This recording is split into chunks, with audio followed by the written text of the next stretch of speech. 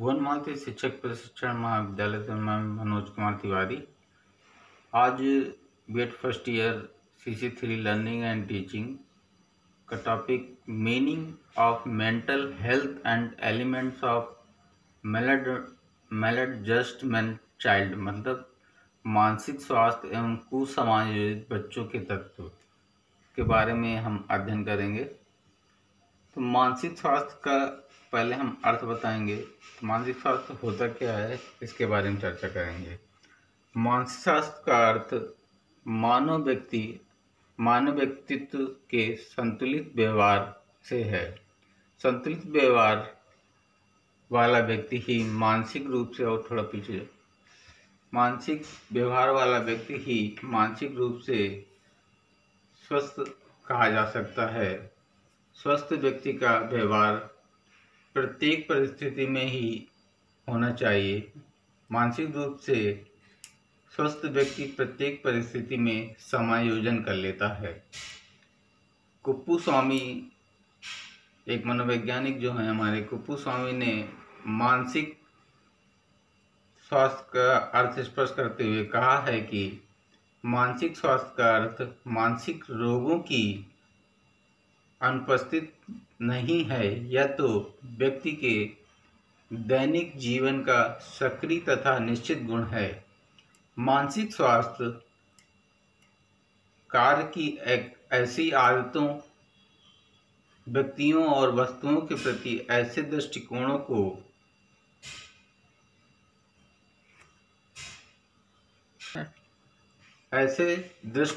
को व्यक्त करता है जिसमें व्यक्ति के अधिकतम संतोष और आनंद की प्राप्ति होती है।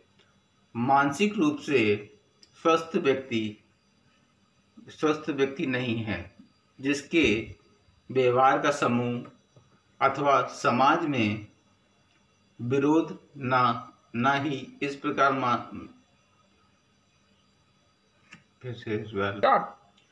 मानसिक स्वास्थ्य कार्य की ऐसी आदतों, व्यक्तियों और वस्तुओं के प्रति ऐसे दृष्टिकोणों को व्यक्त करता है जिससे व्यक्ति के अधिकतम संतोष और आनंद की प्राप्ति होती है। मानसिक रूप से स्वस्थ व्यक्ति नहीं है जिसके व्यवहार का समूह अथवा समाज में विरोध न ही इस प्रकार मानसिक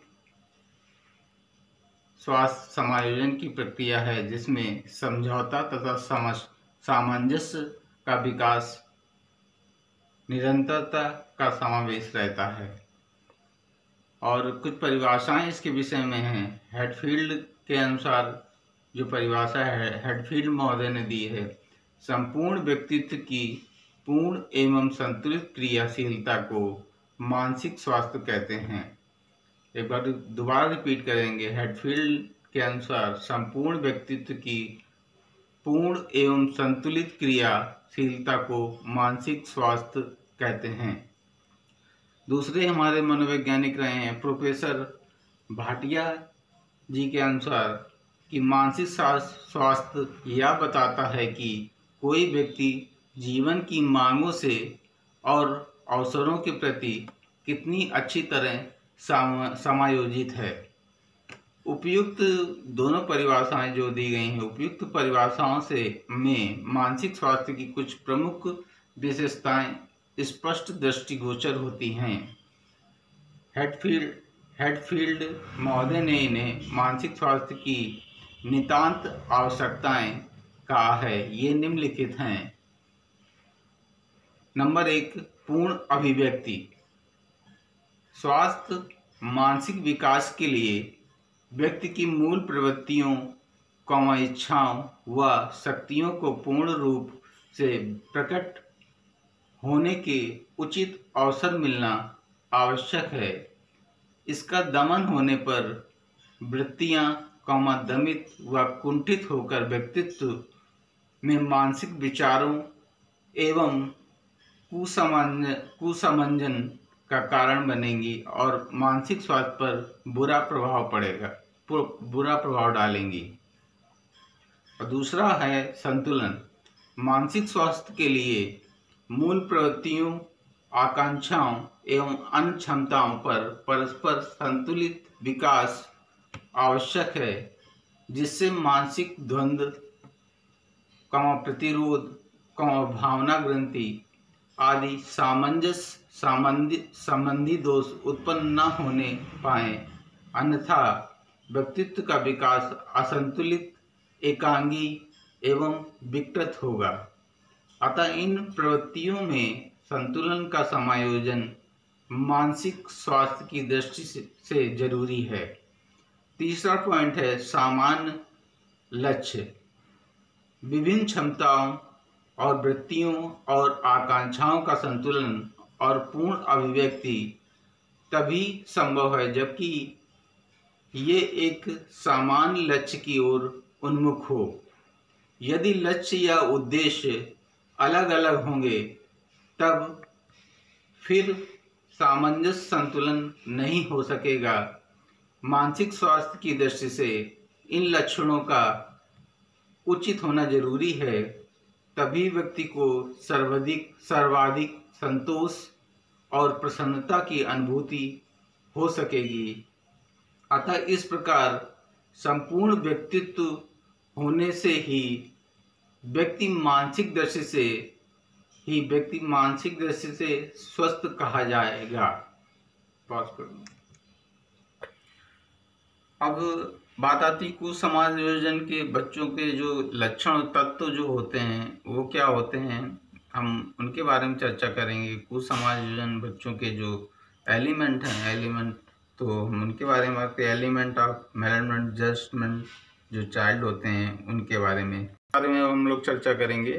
तो कुसमायोजन की प्रक्रिया में जब एक व्यक्ति अपने को जैविक, मनोवैज्ञानिक और सामाजिक आवश्यकताओं की संतुष्टि पाने में असमर्थता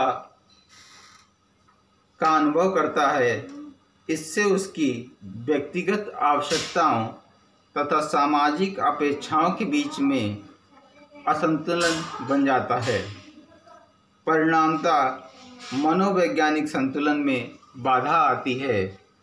जब व्यक्ति साम्य अवस्था को प्राप्त नहीं करता है तो वह तनाव, जिसको टेंशन बोलते हैं, दुश्चिंता जो एंजाइटी होती है, और थर्ड दबाव जो स्ट्रेस हमारे अंदर पैदा हो जाता है, और नेक्स्ट है भग्नाशा जो फ्रैक्शन आ जाता है हमारे अंदर, और द्वंद्व जो कॉन्फ्लिक्ट होता है, और कुंठा का अनुभव करता है।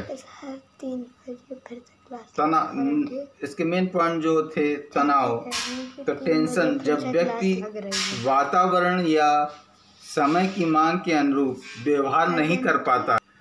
बात करते तनाव, टेंशन जो होता है, जब व्यक्ति वातावरण या समय की मांग के अनुरूप व्यवहार नहीं कर पाता तो तनाव का शिकार होता है। ऐसी स्थिति में अपनी क्षमताओं को कम कर देता है या कम कर पाता है। नेक्स्ट है दुश्चिंता, जो दुश्चिंता में व्यक्ति व्यग्र हो जाता है। फ्रायड महोदय ने कहा है कि व्यक्ति की जो इच्छा अधूरी रह जाती है वह अचेतन मन में चली जाती है, लेकिन यह इच्छा फिर से के चेतन स्तर में आना चाहती है। दुश्चिंता इसी आंतरिक चेतन व अचेतन के बीच संघर्ष का लक्षण है। दुश्चिंता की मात्रा परिस्थिति व समय के अनुसार बदलती रहती है। और नेक्स्ट पॉइंट है दबाव, स्ट्रेस। व्यक्ति को दबाव प्रतियोगिता के कारण होता है। कभी कभी अपने आत्मसम्मान की रक्षा के लिए भी व्यक्ति दबाव महसूस करता है। और इसीलिए कोलमैन ने कहा है कि कोई भी परिस्थिति जो व्यक्ति पर दबाव डालती है तथा जिसके कारण व्यक्ति को समायोजन करना पड़ता है, वही दबाव कहलाता है।